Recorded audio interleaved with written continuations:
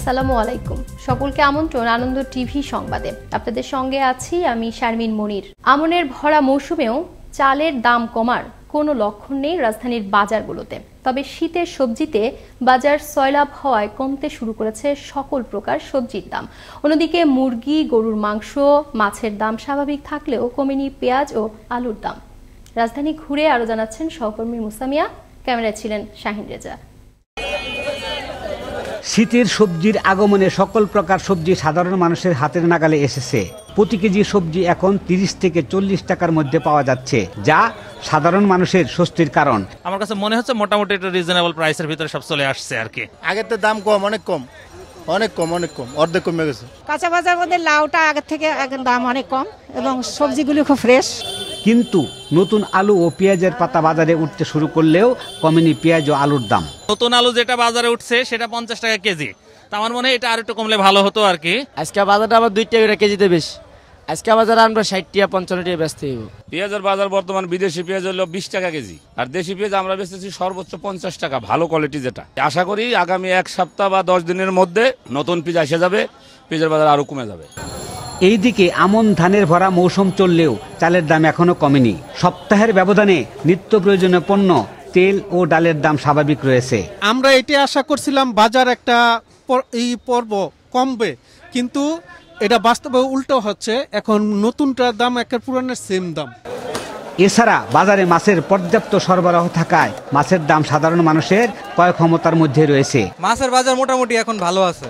আমরা মোটামুটি যেই মাছ চাচ্ছি এই মাছ পাচ্ছি। অনেক কম, কাস্টমারও কম, মাছের দামও কম। বর্তমানে মাছের দাম কম, বাজার নিয়ন্ত্রণের ভিতরে আছে। মুরগি, গরু, খাসির মাংসের দাম সপ্তাহের ব্যবধানে স্বাভাবিক রয়েছে। ব্রয়লার মুরগি 120 টাকা বর্তমানে, আর পাকিস্তানি কক হচ্ছে 180 টাকা। প্রতিদিন বাজার মনিটরিং এর ব্যবস্থা করা হলে সকল পণ্যের দাম সাধারণ মানুষের ক্রয় ক্ষমতায় ফিরে আসবে, এমনটাই বলছেন ক্রেতা সাধারণ ও সংশ্লিষ্টরা। মুসামিয়া, আনন্দ টিভি, ঢাকা। কর্তব্যে অবহেলার কারণে এক গর্ভবতী নারীর মৃত্যুর অভিযোগ উঠেছে সিরাজগঞ্জের north Bengal medical college and হাসপাতালের বিরুদ্ধে। রোগী মারা যাওয়ার খবরে তার বিক্ষুব্ধ স্বজনরা ভাঙচুর করে হাসপাতাল। পরে পুলিশ এসে পরিস্থিতি নিয়ন্ত্রণে আনে। মৃত সুমি খাতুনের প্রসব বেদনা উঠলে দুপুরে হাসপাতালে ভর্তি করে তার স্বজনরা। এ সময় দায়িত্ব কর্তব্যরত চিকিৎসকরা রোগীর যথাযথ চিকিৎসা না করে বিভিন্ন টেস্টের জন্য রোগীর স্বজনদের ব্যস্ত রাখে বলেও অভিযোগ করে স্বজনরা। পাবনার ঈশ্বরদী উপজেলা পরিষদের চেয়ারম্যান পদে উপনির্বাচনে জয়ী হয়েছেন আওয়ামী লীগের প্রার্থী নায়েব আলী বিশ্বাস। ভোট গণনা শেষে বেসরকারিভাবে তাকে জয়ী ঘোষণা করা হয়। এই উপজেলায় ভোটার সংখ্যা ছিল 2,54,148 জন। নির্বাচনে আওয়ামী লীগ প্রার্থী নায়েব আলী বিশ্বাস পেয়েছেন 97,212 ভোট। তার নিকটতম প্রতিদ্বন্দ্বী বিএনপির প্রার্থী আজমাল হোসেন সুজন পেয়েছেন 2,217 ভোট। আর লাঙ্গল মার্কায় শাহেন শাহ গাউসেল আজম পেয়েছেন 1,072 ভোট। আজ 11 ডিসেম্বর, টাঙ্গাইল হানাদার মুক্ত দিবস।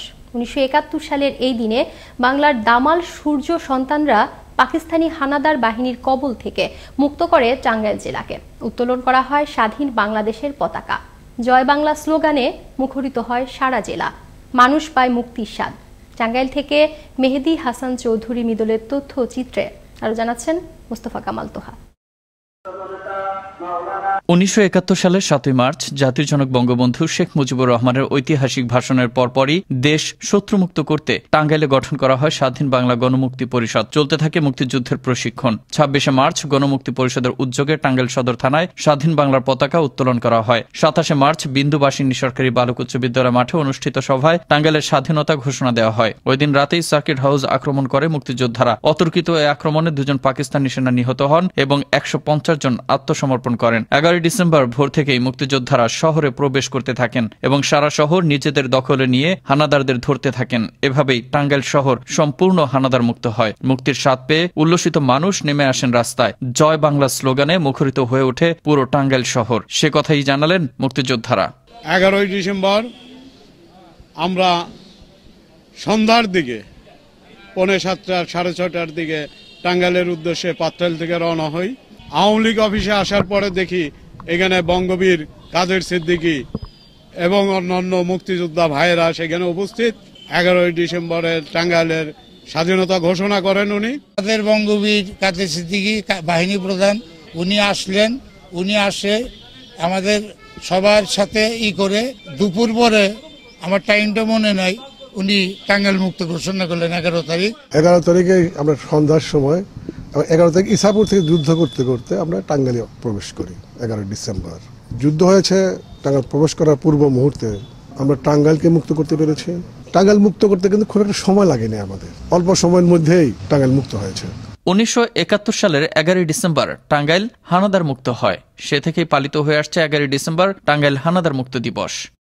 মোস্তফা কামাল তোহা, আনন্দ টিভি, ন্যাশনাল ডেস্ক। 10ই ডিসেম্বর পালিত হল ময়মনসিংহ মুক্ত দিবস। দিবসটি উদযাপন উপলক্ষে সকালে নগরীর ছোট বাজার মুক্ত মঞ্চে জাতীয় পতাকা ও মুক্তিযোদ্ধা পতাকা উত্তোলন এবং বেলুন ও পায়রা উড়িয়ে সপ্তাহব্যাপী অনুষ্ঠান মেলার উদ্বোধন করা হয়। জেলা প্রশাসনের উদ্যোগে জেলা প্রশাসক মিজানুর রহমানের সভাপতিত্বে আলোচনা সভায় উদ্বোধন করেন সংসদ সদস্য বীর মুক্তিযোদ্ধা নাজিম উদ্দিন আহমদ। এ সময় police super Mohammad Ahmar Uzzaman সহ প্রশাসনের বিভিন্ন পর্যায়ের কর্মকর্তাগণ উপস্থিত ছিলেন।